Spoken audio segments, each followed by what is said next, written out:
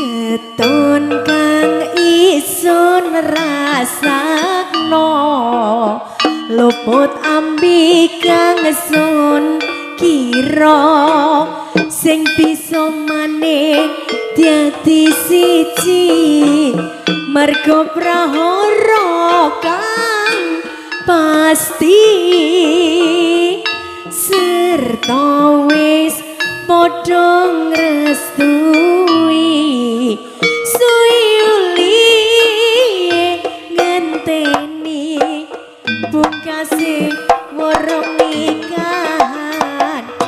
mergo agama sing sepadan kaya pianyu kang diirisi